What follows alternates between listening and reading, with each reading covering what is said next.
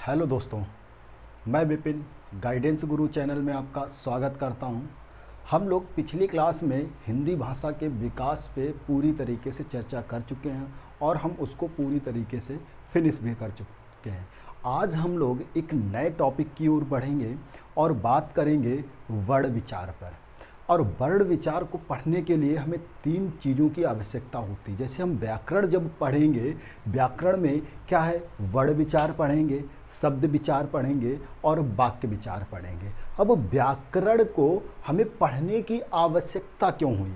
व्याकरण को हमें पढ़ने की आवश्यकता क्यों हुई? उसका कारण कि प्रयोग जो है उसका हम ताकि शुद्ध प्रयोग कर सकें व्याकरण में। इसीलिए हमें शुद्ध प्रयोग के लिए व्याकरण को पढ़ना बहुत ही आवश्यक है। अब हम बात कर लेते हैं क्या है वर्ण विचार। वर्ण विचार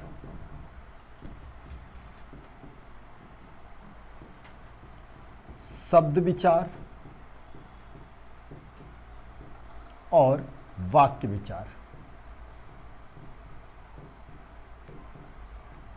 हम इन तीनों पे विस्तार से चर्चा करेंगे, वर्ण विचार पे, शब्द विचार पे और वाक्य विचार पे। तीनों पे विस्तार से चर्चा करेंगे। अब देखते हैं जो वर्ण विचार है इसको, जैसे व्याकरण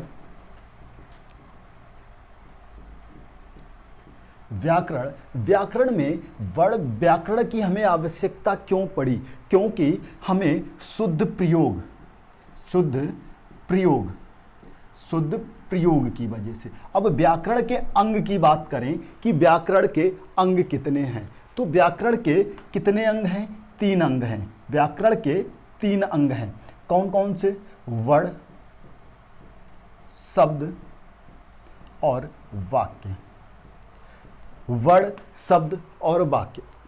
अब जो वर्ण है वर्णों का सार्थक समूह। वर्णों का जो सार्थक समूह होता है वो क्या कहलाता है? शब्द कहलाता है। वर्णों का जो सार्थक समूह होता है वो क्या कहलाता है? शब्द कहलाता है। और जो शब्दों का सार्थक समूह है, और जो शब्दों का सार्थक समूह है वो क्या कहलाता है? वाक्य कहलाता है। जो वर्ण हैं, वर्णों का सार्थक समूह क्या कहलाता है? शब्द। और शब्दों का सार्थक समूह क्या कहलाता है? वाक्य कहलाता है। अब अगर हम इनकी बात करें तो अब हम बात करेंगे सिर्फ और सिर्फ आज वर्ण विचार पर। किस पे बात करेंगे? वर्ण विचार पर। वर्ण विचार हम बात करेंगे आज वर्ण विचार पर।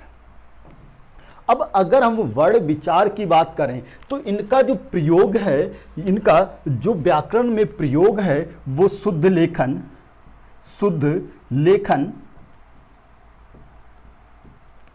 शुद्ध उच्चारण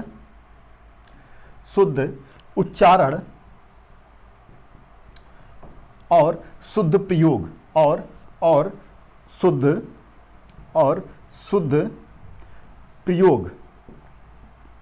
शुद्ध प्रयोग के लिए करते हैं। किसका? वर्ण विचार का। इतनी बात आप लोगों को समझ में आ गई होगी। अब हम बात करते हैं कि इनका जो क्रम है वो क्या है। उसके क्रम की ओर बढ़ते हैं तो इसका जो क्रम है सबसे छोटा है क्या? ध्वनि। और फिर क्या है? वर्ण, फिर शब्द और फिर उसके बाद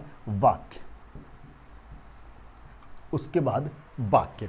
अब देखिएगा, अब क्या है, ध्वनि जो है मौखिक भाषा की सबसे छोटी इकाई है। ध्वनि क्या है? सबसे छोटी इकाई है मौखिक भाषा की। और जो वर्ण है हमारा वो लिखित भाषा का सबसे छोटी इकाई, लिखित भाषा की सबसे छोटी इकाई। और जो शब्द क्या है? अब जैसे कि हम क्वेश्चन करें, क्वेश्चन एक है। पहला, मौखिक भाषा की सबसे छोटी इकाई क्या होगी? मौखिक भाषा की सबसे छोटी इकाई क्या होगी?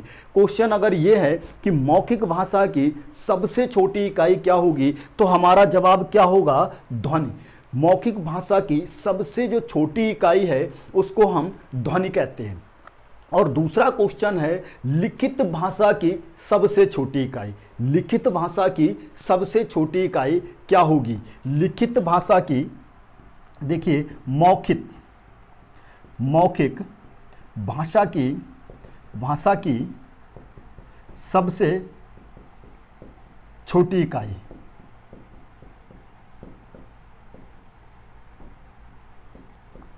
क्या है? मौखिक भाषा की सबसे छोटी इकाई क्या है? ध्वनि।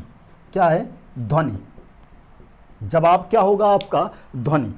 मौखिक भाषा की सबसे छोटी इकाई की बात की जाए तो आपका जवाब क्या होगा? ध्वनि। और अगर बात की जाए लिखित भाषा की सबसे छोटी इकाई, लिखित भाषा की सबसे छोटी इकाई क्या है? तब आपका जवाब होगा क्या? वर्ण।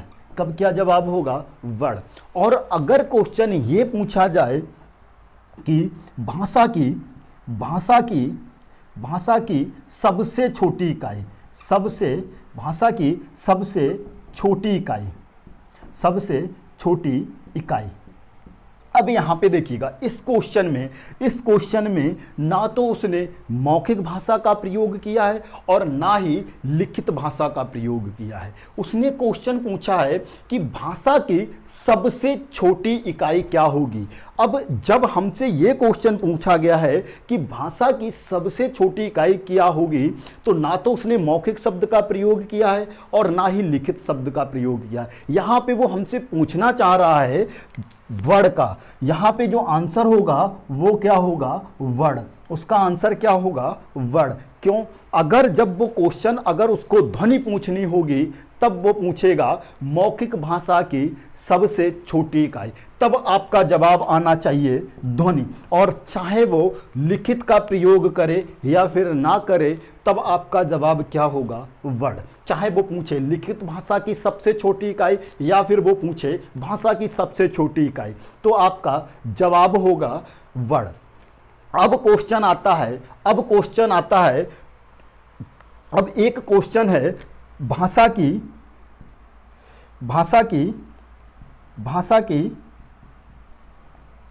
सबसे छोटी सार्थक इकाई, भाषा की सबसे छोटी सार्थक इकाई क्या होगी। अब इसका जब जवाब होगा भाषा की सबसे छोटी सार्थक इकाई, या फिर कहें अर्थ के आधार पर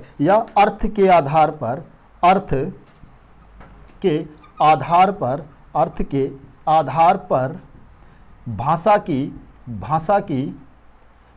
की सबसे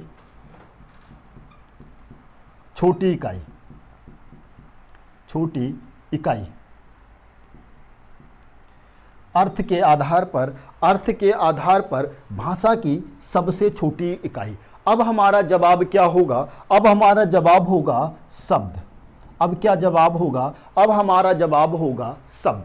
जो भाषा अर्थ के आधार पर भाषा की सबसे छोटी इकाई है वो क्या है? शब्द। अब यहाँ से देखिएगा हमें क्वेश्चन कितने मिल गए?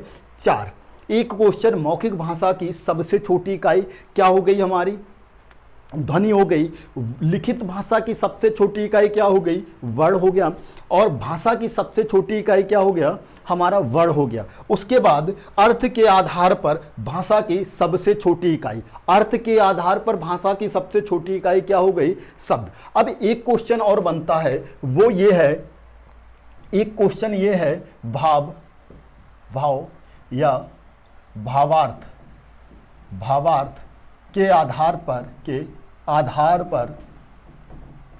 सबसे छोटी इकाई, भाव या भावार्थ के आधार पर सबसे छोटी इकाई। अब ये क्वेश्चन कर रहा है भाव या भावार्थ के आधार पर सबसे छोटी इकाई। अब यहाँ पे हमारा जवाब क्या होगा? वाक्य। अब हमारा जवाब क्या होगा? वाक्य। क्यों हमारा वाक्य जवाब क्यों होगा? क्योंकि हमने लोकोक्तियाँ या मुहावरे पढ़े हैं, वहाँ पे भाव या भावार्थ का ही प्रयोग किया जाता है। तो सबसे छोटी इकाई क्या होगी?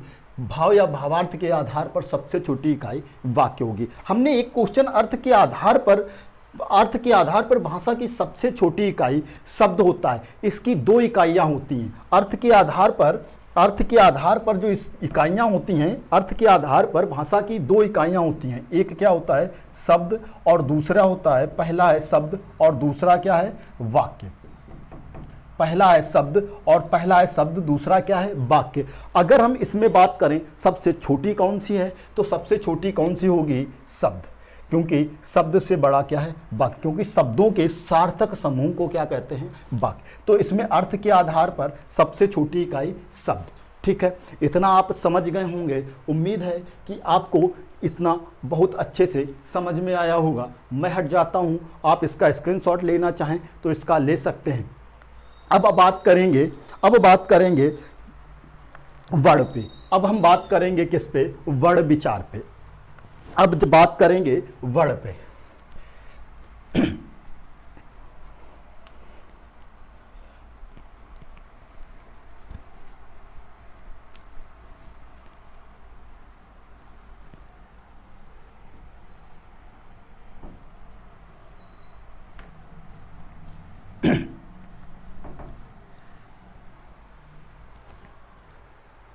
अब हम बात करेंगे किस पे, वर्ण पे। अगर बात की जाए वर्ण कितने प्रकार के होते हैं, वर्ण कितने प्रकार के होते हैं, तो वर्ण हमें दो प्रकार के देखने को मिलते हैं। एक कौन सा होता है, स्वर, और दूसरा व्यंजन। स्वर और व्यंजन कौन होता है, स्वर और व्यंजन। स्वर कौन से होते हैं, जो स्वतंत्र प्रयोग होते हैं। क्या होते हैं, स्वतंत्र प्रयोग, जो स्वतंत्र अवस्था में होते हैं या फिर स्वतंत्र प्रयोग होते हैं। ठीक है, जो स्वर हैं वो क्या होते हैं, स्वतंत्र प्रयोग होते हैं, और जो व्यंजन हैं वो क्या होते हैं, स्वतंत्र प्रयोग नहीं होते हैं। स्वतंत्र प्रयोग नहीं होते हैं, स्वतंत्र प्रयोग नहीं होते हैं, स्वतंत्र प्रयोग ये नहीं होते हैं। अब स्वतंत्र क्या है, स्वतंत्र वे है जो स्वरों को बोलने में हमें किसी अन्य वर्ण की आवश्यकता नहीं होती है, तो वो क्या कहलाते हैं, स्वतंत्र, मतलब स्वर। और जिन वर्णों का उच्चारण करने में हमें किसी अन्य वर्ण की आवश्यकता हो, बिना किसी अन्य वर्ण की सहायता से ना बोले जा सकें, वो क्या कहलाते हैं, व्यंजन कहलाते हैं। तो हम ये कह सकते हैं कि जो बिना किसी अन्य वर्ण की सहायता से ना बोले जाएं, जो सहायता लें, जो वर्ण किसी अन्य वर्ण की सहायता लें, वो क्या कहलाते हैं, व्यंजन कहलाते हैं। और जो किसी अन्य वर्ण की सहायता ना लें, स्वतंत्र हों, वो क्या कहलाते हैं, स्वर कहलाते हैं। अब हम बात करेंगे स्वर की। अब स्वर की बात करेंगे तो हमारे सबसे पहला क्वेश्चन उठता है कि स्वर कितने हैं, स्वरों की संख्या क्या है। तो स्वरों की संख्या, बहुत से लोग कहते हैं कि सर स्वर 10 होते हैं, कुछ लोग कहते हैं सर स्वर 11 हैं, कुछ 13 और कुछ 14। स्वरों की जो संख्या है वो कितनी है, वो है 11। कितनी है, 11। अब आप कहेंगे सर हमने तो 13 पढ़े हैं। अब आप कहेंगे कि हमने तो 13 पढ़े हैं। अब हम बताते हैं जो 11 स्वर हैं वो हमारे हैं कौन कौन से। देखिएगा, आ, बड़ा ई, बड़ी ऊ, बड़ा ऊ, री, ए, आए, ओ और औ। कितने हो गए, 11। अब आप कहेंगे हमने तो अं और अहा को भी पढ़ा है, ये स्वरों में काउंट नहीं होते हैं। क्यों नहीं होते, अभी तक आपने ये सब पढ़ा होगा कि स्वरों की संख्या 11 होती है या 13 होती, कैसे होती है आज हम आपको बताएंगे। कि देखो, इसको हम क्या कहते हैं, अयोग वाह। क्या कहते हैं, अयोग वाह। अगर हम इसका विच्छेद करें तो क्या होगा, आ धन योग धन वह। आ का अर्थ होता है नहीं, आ का क्या अर्थ होता है? नहीं। योग का यह अर्थ होता है जोड़ना, और वह का वहन होने वाले, वहन होने वाले,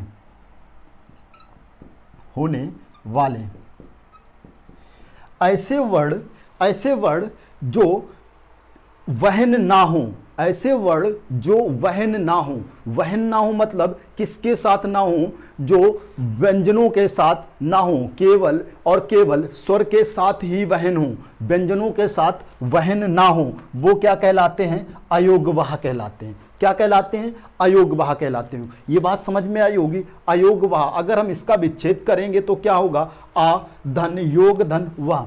आ का अर्थ होता है नहीं, योग का अर्थ होता है जोड़ना, और वह का अर्थ होता है वहन होने वाले। अब अगर हम इसको एक साथ देखें तो वहन ना होने वाले, या जो वे शब्द, वे वर्ड जो वहन ना हो, किसके साथ ना हो? जो वहन ना हो, किसके साथ ना हो? वर्ड किसके साथ ना हो? व्यंजनों के साथ वहन ना हो, केवल और केवल स्वरों के साथ वहन हो। अब देखिएगा, अगर हम इसकी बात करें तो इसको क्या कहते हैं? अनुस्वार, और इसको कहते हैं विसर्ग, क्योंकि ये स्वरों के साथ ही हमेशा प्रयोग किए जाते हैं। कैसे? देखिएगा, एक एग्जाम्पल देता हूं, जैसे कि है कंठ। क्या, अब आप बताइएगा, ये जो अनुस्वार का प्रयोग किया गया है, ये किस पे? व्यंजन पे किया गया है या स्वर पे किया गया है? देखो, इसको जब हम अलग करेंगे तो हमें यहां से क्या मिलेगा? का धन ठा। ठीक। अब यहाँ पे क्या है कि इसमें स्वर छुपा हुआ है। स्वर का है, देखो हमने इसको का निकाला, इसकी का निकाला, और क्या मिला हमें? आ। अब जो आ मिला है, जो अनुस्वार है, वो कहाँ पे है?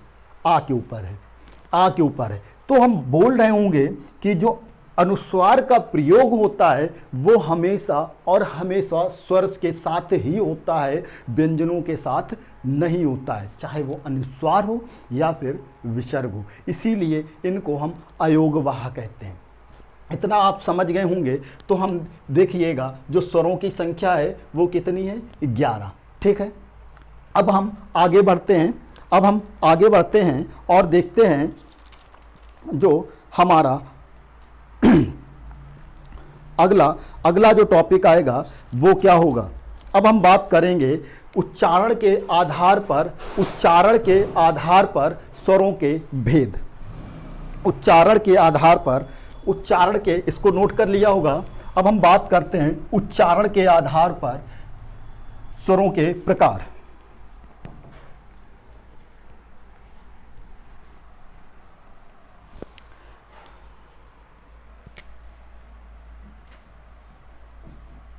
उच्चारण के आधार पर उच्चारण या फिर मात्रा या उच्चारण के आधार पर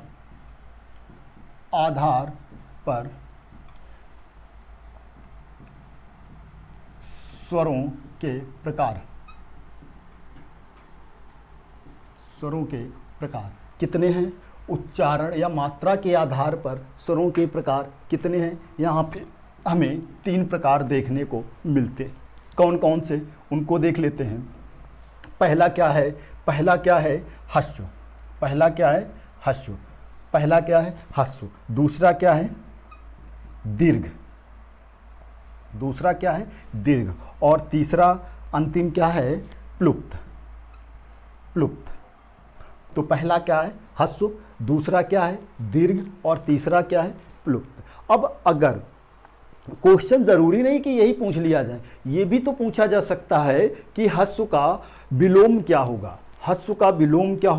तो हस्व का विलोम क्या होता है? दीर्घ। यहाँ पे हस्व के और भी नाम हैं, इसको हम क्या कहते हैं? हस्व को क्या कहेंगे? लघु स्वर, या फिर छोटा स्वर, या फिर एक मात्रिक,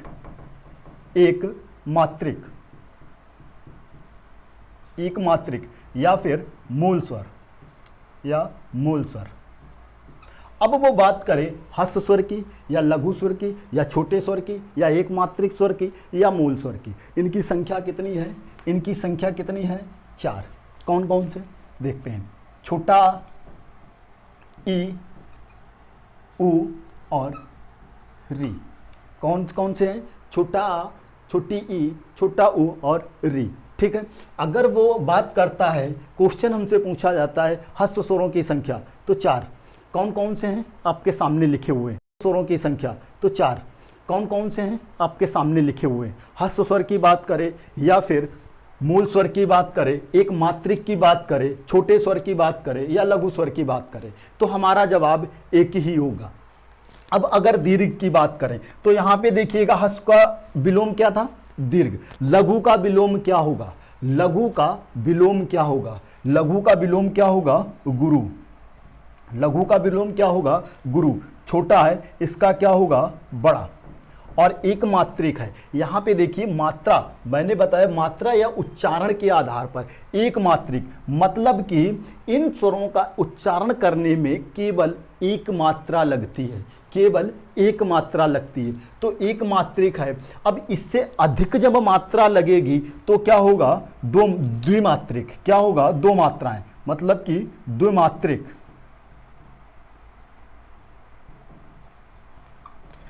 द्विमात्रिक जो हैं वो क्या होगा?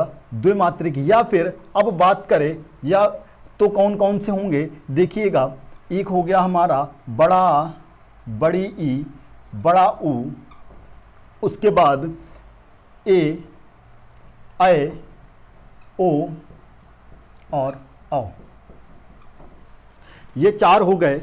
अब देखिएगा यहाँ पे, अब अगर बात करता है ह्रस्व का विलोम दीर्घ, लघु का गुरु, छोटे का बड़ा, एक मात्रिक और द्विमात्रिक। यहाँ पे क्योंकि इनका उच्चारण में एक से इससे इन स्वरों से अधिक समय लगता है, इन स्वरों के उच्चारण से 2 गुना समय लगता है, 2 गुना समय लगता है, इसलिए यहाँ पे कितनी है? 2 मात्राएं। ठीक है, 2 मात्रिक है।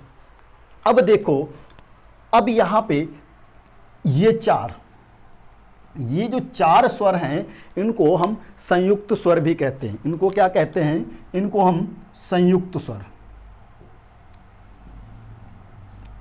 संयुक्त स्वर। संयुक्त क्यों कहते हैं? जो एक से अधिक, मतलब कि 2 या 2 से अधिक वर्णों के मेल से जो बनता है उसको हम क्या कहते हैं? संयुक्त। तो ये जो है संयुक्त स्वर है, ये किन किन स्वरों के मेल से बना है? तो ये जो है ए जो है आ और ई के मेल से बना है, ये आ और ए के मेल से बना है। तो इसी प्रकार, इसीलिए इनको क्या कहते हैं? संयुक्त स्वर। इतना समझ गए होंगे। अब मैं बात करता हूँ प्लुप्त स्वरों की। अब देखो, प्लुप्त स्वर हम किनको कहते हैं? जो प्लुप्त स्वर हैं हम किनको कहते हैं? कौन से प्लुप्त स्वर हैं? जैसे कि एक उच्चारण लेते हैं हम, ओम। ठीक है, ये क्या है? प्लुप्त स्वर। या फिर ओम, ऐसे लिखते हैं, ये क्या है?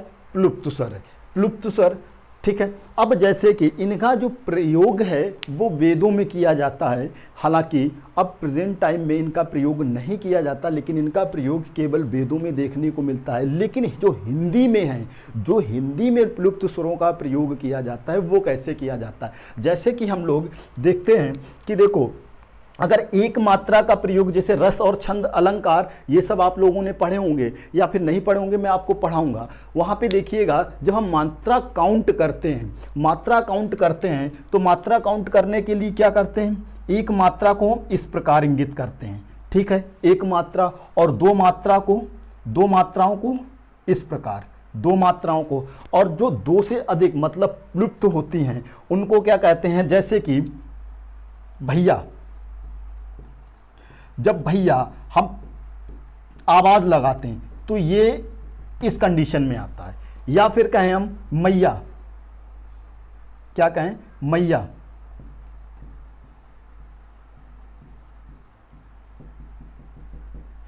तो अब ये क्या है? ये प्लुप्त है। ये क्या है? प्लुप्त स्वर है। लेकिन यहाँ पे एक क्वेश्चन ये है कि जो ये चिन्ह लगा है, ये चिन्ह कौन सा है? ये जो चिन्ह है वो कौन सा है। अब आप हमें इसका जवाब दीजिएगा, ये जो चिन्ह है आप, ये चिन्ह कौन सा है, ये चिन्ह कौन सा है। अब ये जो चिन्ह है इसको क्या कहते हैं, अपूर्ण चिन्ह। अपूर्ण चिन्ह, ये क्या है, अपूर्ण चिन्ह है, ठीक है, ये अपूर्ण चिन्ह है। तो आप समझ गए हैं प्लुप्त स्वर कौन कौन से होते हैं। अब जैसे कि एक क्वेश्चन पूछा गया था कि अगर आप एक खाली कमरे में हैं, एक खाली कमरे में हैं और आप आवाज़ करते हैं तो आपकी आवाज़ कंपित, मतलब कंपित होती है, कंपित होती है, तो वो वहाँ पे कौन सी ध्वनि होगी, कौन सी ध्वनि होगी। या फिर आप एक कुएं के अंदर हैं, आप कहाँ हैं, एक कुएं के अंदर हैं और वहाँ पर आप बोलते हैं तो वहाँ पर आपकी ध्वनि कौन सी होगी, वो ध्वनि कौन सी होगी। देखिएगा, आप एक खाली कमरे में हो या फिर कुएं के अंदर हो, वहाँ पे क्या है कि आपकी आवाज़ जो है, आपकी आवाज़ गूंज जाती है, गूंज जाती है, कंपित होती है। तो इसलिए वहाँ पे आपका जो आंसर होगा वो आंसर क्या होगा, प्लुप्त। कौन सा होगा, प्लुप्त ध्वनि। कौन सी होगी, प्लुप्त ध्वनि। कौन सा स्वर होगा, प्लुप्त स्वर होगा। इतना आप समझ गए होंगे। एक बार इसको देख लीजिएगा, मात्रा या उच्चारण के आधार पर स्वरों के 3 प्रकार हैं। कौन कौन से, ह्रस्व, दीर्घ और प्लुप्त। अगर ह्रस्व को हम लघु, छोटा, एक मात्रिक भी कहते हैं और उनकी संख्या 4 है। जो दीर्घ स्वर है, दीर्घ को हम रुगु, गुरु, बड़ा, द्विमात्रिक भी कहते हैं और उनकी संख्या कितनी है, 7 है।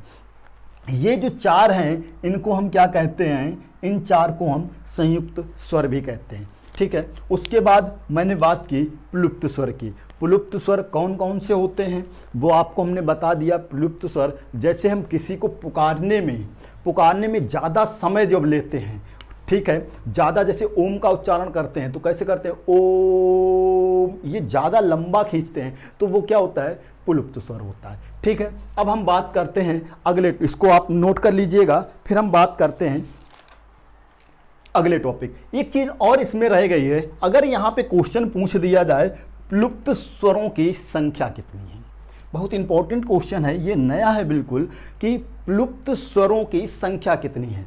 तो प्लुप्त स्वरों की संख्या कितनी है, 8। 8 कौन कौन से हैं, देखो, एक तो अपना कौन सा, छोटा अंग, उसके बाद जो हमारे दीर्घ स्वर, ये 7 स्वर, दीर्घ स्वर, ये 7 स्वर जो बच्चे हैं, ये वाले जो आ ई, मतलब गुरु स्वर या द्विमात्रिक स्वर हैं, 7, ये कितने हो गए, 8 हो गए। अब आप कहो यहाँ पे सर आ का प्रयोग है तो हम ई भी तो ले सकते हैं, ऊ भी ले सकते हैं, री ऋषि, क्योंकि अगर हम इसको लंबा करके खींचेंगे तो ये पहले क्या होगी, बड़ी ई का रूप लेगी। ये किसका रूप लेगी, बड़ी ई का रूप लेगी। तो इसलिए ये प्लुप्त स्वर की श्रेणी में नहीं आता है। इतना आप समझ गए होंगे। चलिए अब हम आप बढ़ते हैं अगले टाइप की ओर। इसका जो अगला टाइप है वो है होष्टाकृति के आधार पर स्वरों के भेद। होष्टाकृति के आधार पर या होष्ट की आकृति के आधार पर स्वरों के भेद।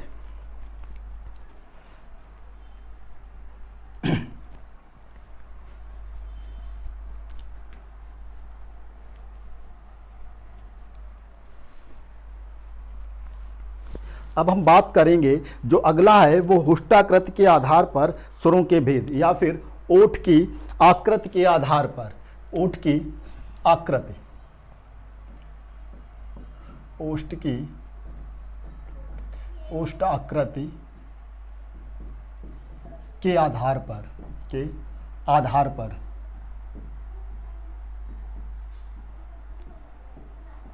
कितने प्रकार हैं, ओष्ठकृत के आधार पर कितने प्रकार हैं, 2। कितने प्रकार हैं, 2। कौन कौन से, देखिएगा, एक है हमारा क्या, वृत्ताकार, और दूसरा है अवृत्ताकार।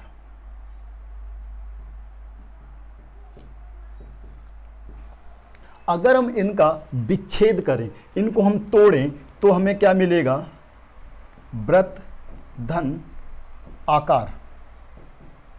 यहाँ क्या मिलेगा, आ, धन, वृत्त, धन, आकार। अब आ का अर्थ होता है क्या, नहीं, तो अब एक चीज आप समझ गए होंगे, जो वृत्त के आकार के हैं, जो वृत्त के समान हैं, मतलब गोलाकार हैं, वो क्या होंगे? वृत्ताकार। और जो गोलाकार नहीं हैं, जो गोलाकार नहीं है, मतलब जिनका उच्चारण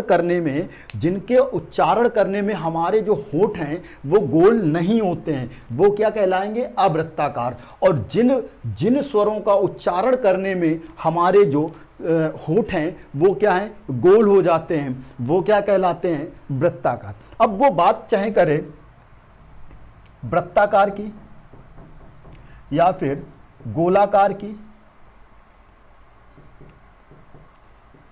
या फिर व्रतमुखी की, व्रतमुखी, चाहे वो वृत्ताकार की करे या गोलाकार की कहे या फिर व्रतमुखी की कहे, हमारा जवाब एक ही होगा, जिन स्वरों का उच्चारण करने में हमारे होंठ गोल हो जाए। वो कौन कौन से हैं देखिएगा। वो हमारे जो स्वर हैं वो क्या है? पहला उ, बड़ा उ, ओ और औ। ठीक है, इनका जब भी हम उच्चारण करेंगे तो होंठ हमारे क्या है? बिल्कुल गोल हो जाएंगे। बाकी जो बच्चे हैं हमारे, इनको हम कहें अवृत्ताकार।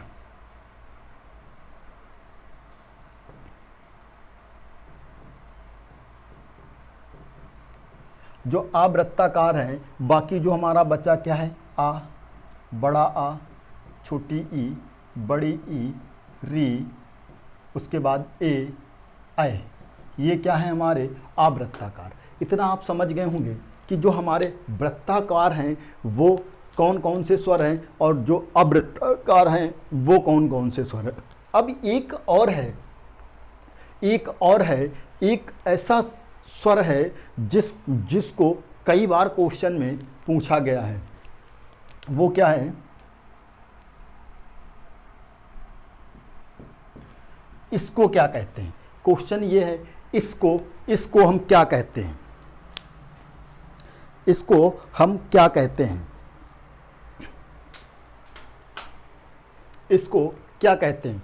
तो देखिएगा, इसका एक जो नाम है वो क्या है? आगत स्वर। क्या है? आगत स्वर। ठीक है, इसको आगत स्वर बोलते हैं। दूसरा जो इसका नाम है उसको कहते हैं विदेशी स्वर। विदेशी स्वर क्यों कहते हैं? क्योंकि इसको अंग्रेजी से लिया गया है, अंग्रेजी से लिया गया है। जहाँ भी जैसे कि विदेशी शब्द जब पूछे जाते हैं तो वहाँ पे जब भी ये आपको देखने को मिल जाए, जब भी जहाँ पे भी ये आपको देखने को मिल जाए तो वहाँ पे क्या होगा? अंग्रेजी शब्द होगा। कौन सा होगा? अंग्रेजी शब्द होगा। इतना आप समझ गए होंगे जो विदेशी स्वर क्यों कहते हैं। ठीक है, एक और इसका नाम है, उसको क्या कहते हैं?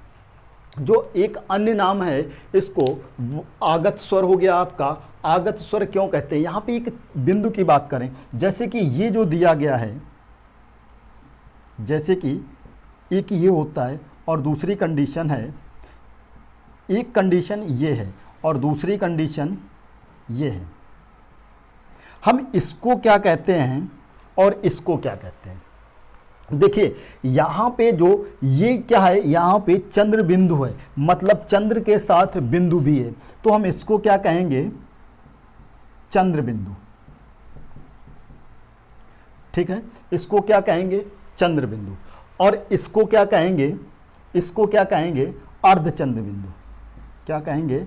अर्ध चंद्र बिंदु।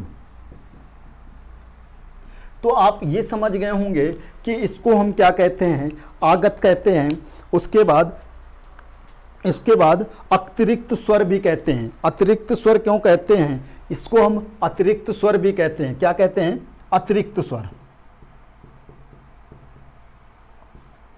अतिरिक्त स्वर। और इसका भी प्रयोग कहाँ होता है? वृत्ताकार में। वृत्ताकार में। इसका भी प्रयोग कहाँ होता है? वृत्ताकार में।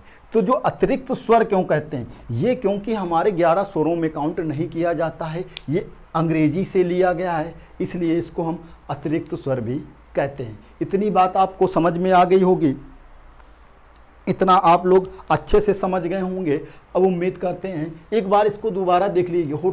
होष्टाकृत या होठ की आकृति के आधार पर स्वरों के दो भेद हैं। कौन कौन से? एक वृत्ताकार और दूसरा अवृत्ताकार। मतलब वृत्ताकार जिन स्वरों का उच्चारण करने में हमारे होठ जो हैं जो गोल हो जाएं या वृत्त के समान गोल हो जाएं, वो क्या कहलाते हैं? वृत्ताकार। और जिन स्वरों का उच्चारण करने में हमारे होठ गोल ना हो, वो कहलाते हैं अवृत्ताकार। जो वृत्ताकार हैं वो ये हैं और जो अवृत्ताकार हैं वो ये हैं। अब एक स्वर और आता है जिसको हम आगत स्वर भी कहते हैं। ये कई बार एग्जाम में पूछा गया है। इसको हम आगत स्वर भी कहते हैं, विदेशी स्वर भी कहते हैं। ये वृत्ताकार भी होता है और इसे अतिरिक्त स्वर भी कहते हैं। ठीक है, ये अंग्रेजी से लिया गया है। कहाँ से लिया गया है? अंग्रेजी से लिया गया है। आपको जब भी ये कंडीशन, जैसे डॉक्टर हो गया, आपने हॉस्पिटल हो गया, देखा होगा ऊपर अर्धचंद्र बिंदु लगा होता है, तो वो कहाँ से लिए गए हैं? अंग्रेजी शब्द, अंग्रेजी से लिया, अंग्रेजी शब्द हैं। कौन से शब्द हैं? अंग्रेजी शब्द हैं। इतना आप समझ गए होंगे। अब मैं इसको रफ करता हूँ और अगले टॉपिक पे बढ़ता हूँ।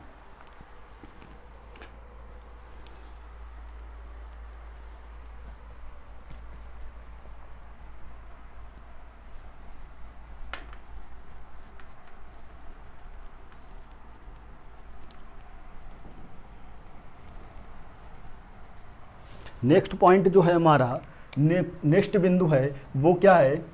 जीव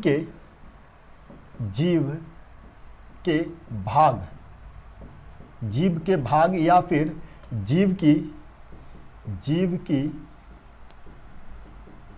क्रियाशीलता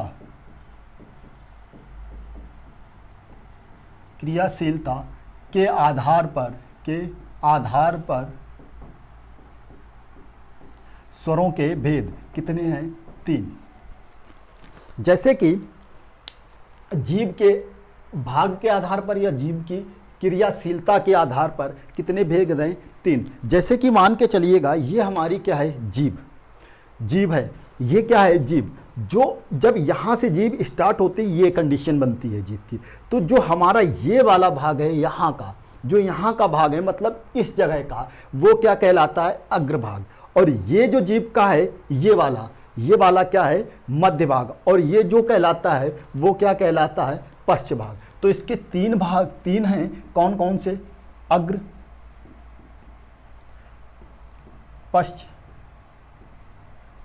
अग्र, मध्य और पश्च। अग्र, मध्य और पश्च 3 भाग हैं। देखो, जिन स्वरों का उच्चारण हमारी आगे की जीभ करती है, अग्र जीभ, मतलब कि यहाँ से। बहुत से लोगों का कन्फ्यूज़न ये होता है कि सर जो जीभ है, जैसे कि हम आपको चित्र से दर्शा रहे हैं, मान के चलो ये हमारे दांत हैं, ठीक है, और दांत के बीच ये हमारी जीभ है, ये हमारी जीभ है, ठीक है, और ये हमारी जीभ है। अब जो ये जीभ है तो यहाँ से ये जीभ हमारी यहाँ से प्रारंभ हुई है, यहाँ पे काकड़ होता है, काकर, ठीक है, यहाँ पे, और उसके बाद यहाँ पे ये कंडीशन रहती है, ये, तो ये हमारा क्या होता है? तालु, ये तालु होता है, ठीक। तो ये जो जीभ है हमारी, ये जीभ है, तो जीभ का ये जो हिस्सा होता है, ये जो दांतों के पास वाला जो हिस्सा होता है, इसको हम पश्च बोलते हैं, और ये जो बीच का होता है इसको हम मध्य बोलते हैं, और जो यहाँ वाला होता है इसको हम अग्र बोलते हैं। ये आप अच्छे से समझ गए होंगे। अब यहाँ पे जो कौन कौन से स्वर हैं जो अग्र जीभ से उच्चारित होते हैं, या फिर मध्य से उच्चारित होते हैं, या फिर पश्च से उच्चारित होते हैं, तो इसके लिए बहुत अच्छा एक आंसर है। जैसे कि सबसे पहले हम देखते हैं मध्य को। मध्य को कैसे देखें? जब भी हम इसका उच्चारण करेंगे तो देखो, मध्य के का आता है हमारा छोटा आ, क्योंकि जब हम इसका उच्चारण करेंगे तो आ, ठीक है, ये मध्य जीभ का प्रयोग हुआ। उसके बाद अब हम कहें कि अग्र में कौन आएंगे और पश्चिम में कौन आएंगे, मतलब कि पश्चिम में जो यहाँ की जीभ का इस्तेमाल किया जाए वो होंगे पश्च, और जो इस साइड में इस्तेमाल किया जाए वो क्या होंगे, अग्र। अब हम अगर बात करें तो जो हमारे अग्र होंगे वो क्या होंगे, ई ई री ए और ऐ, ये क्या हमारे कहेंगे अग्र। और ये क्या होंगे, बाकी जो बच्चे हैं, कौन कौन सा बच्चा है, बड़ा, उसके बाद उ और ओ औ।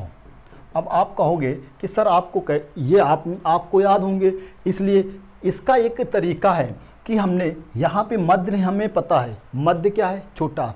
उसके बाद जो तीन की आकृति से बने, जो स्वर तीन की आकृति से बने वो कहाँ आएंगे, पश्चिम में। तो तीन की आकृति से आप देखिएगा सब के सब तीन की आकृति से बने हैं, तो कहाँ आ गए, पश्चिम में, ठीक है। और बाकी जो बचे वो कहाँ आ गए, अग्र में। तो आपको पता हो गया अग्र कौन से हैं, छोटी, बड़ी, री, ए, ऐ। मध्य कौन से हैं, छोटी, बड़ी, री, ए, ऐ। मध्य का है वो है छोटा आ। पश्चिम बड़ा, छोटा ऊ, बड़ा ओ और औ, ठीक है। इतना आप समझ गए होंगे।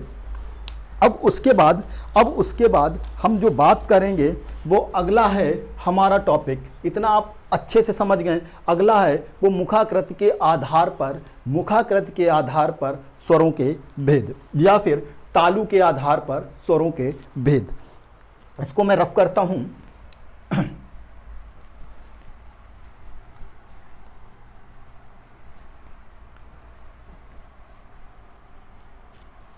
चलिए देखते हैं।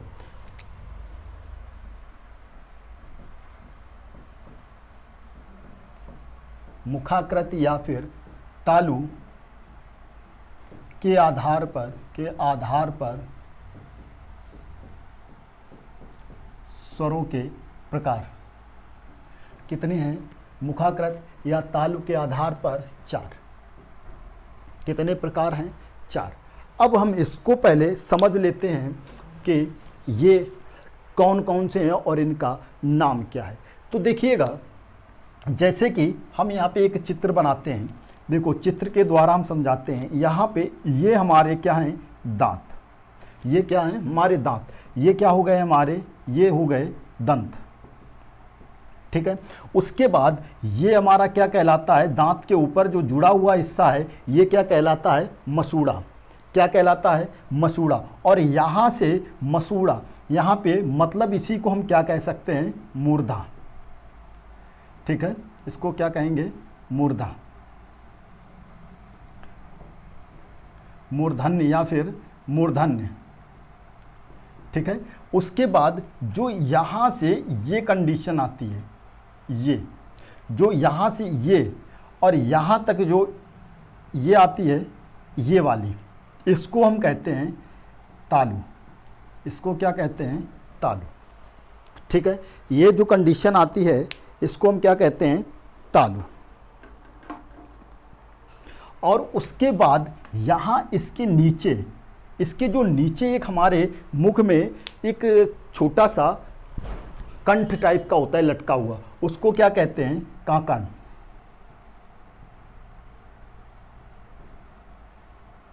उसको क्या कहते हैं, काकन, काकड़। 1 मिनट इंक हम डाल लेते हैं। उसको क्या कहते हैं, काकल। उसको हम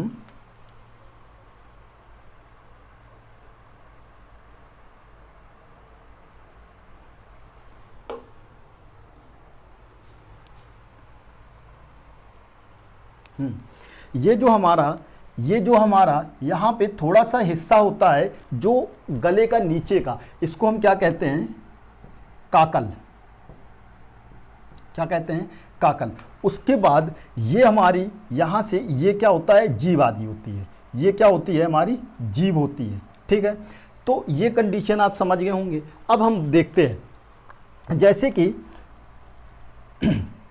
जो ये कंडीशन है, और उसके बाद ये हमारा यहाँ से मुख प्रारंभ होता है दांत, और ये उसके बाद ये हमारी जो जीभ है, जीभ यहाँ से क्या हुई, यहाँ से आई और यहाँ पे इस जगह से आई और यहाँ पे क्या हो गई, बंद, ये बंद हो गई, ये हमारा क्या था, तालु। ठीक है, तो ये जब यहाँ पे आके ये जिन स्वरों का उच्चारण करने में जीभ आगे की ओर बंद हो जाए, मतलब ये हो गई हमारी बंद की स्थिति। ये क्या हो गई, हमारी बंद की स्थिति। और जब बंद की स्थिति हो जाएगी तो हम इसको क्या नाम देंगे, समृत। क्या नाम देंगे, समृत। ठीक है, इसको हमने क्या नाम दिया, समृत। ठीक है, अब उसके बाद देखो, उसके बाद क्या कंडीशन है, जैसे कि यही जीभ हमारी, यही जीभ, ये तालु है हमारा, ये दांत हैं और यहाँ से यहाँ तक तालु है। उसके बाद जो ये जीभ है हमारी, ये जीभ, ये जो जीभ है यहाँ से आके और ये कंडीशन बनाती है, यहाँ पे मतलब आगे की ओर खुली रहती है, मतलब खुली स्थिति। क्या है, खुला। तो इसको हम क्या कहेंगे, बीव्रत। इसको क्या नाम देंगे, बीव्रत। ये अब एक कंडीशन क्लियर हो गई कि जो हमारा पहला है वो क्या है, समृत, और जो दूसरा है वो क्या है, बीव्रत। इतना क्लियर हो गया। मतलब कि जो समृत है वो क्या है, बंद की, मतलब कि बंद, बंद की स्थिति में। ठीक है, और जो समृत है वो क्या है, खुला की स्थिति में, खुले होने की स्थिति में। अब देखिएगा, अब एक यहाँ पे ये मैं चित्र बनाता हूँ, यहाँ पे देखो, ये हमारा क्या है, तालु, ये तालु है। और अगर ये जीभ हमारी इस कंडीशन में जाती है, किस कंडीशन में, इस कंडीशन में रहती है, यहाँ से इस कंडीशन में। ठीक है, तो यहाँ पे देखो आगे थोड़ा खुला है और ये पूरा यहाँ से आधा बंद हो गया, तो मतलब आधा खुला और आधा बंद। तो इसको हम क्या कहेंगे, अर्ध खुला। अर्ध खुला मतलब कि अर्ध खुला, और इसको क्या कहेंगे, अर्ध बंद। अब जो अर्ध खुला है, वो जो अर्ध खुला है इसको हम क्या नाम देंगे, इसको क्या नाम देंगे, अर्ध खुला है तो ये हो जाएगा अर्ध विव्रत। क्या कहलाएगा, अर्ध विव्रत। और जो आधा बंद है, जो आधा बंद है वो क्या कहलाया जाएगा, अर्ध समृत। क्या कहलाएगा, अर्ध समृत। अब देखिएगा, एक और उसके बाद हमारा जो 2, 3 और 4, जो हमारे 4 प्रकार थे वो हो गए, समृत, अर्धसमृत, विव्रत और अर्धविव्रत। उम्मीद है आप इससे अच्छे से समझ गए होंगे।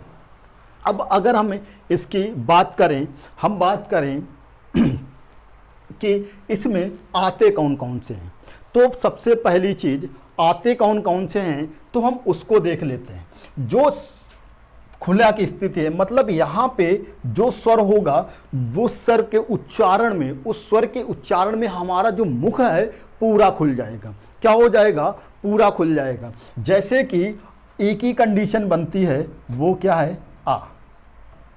केवल आ जब हम बोलते हैं आ, तभी हमारा पूरा मुख खुल जाता है। जैसे आपने कभी देखा होगा, बच्चा छोटा है और बच्चे का जब मुंह खुलवाया जाता है तो माता पिता क्या कहते हैं, बच्चे बेटा आ करो आ, तो वो जब आ करता है तब पूरा मुंह उसका खुलता है।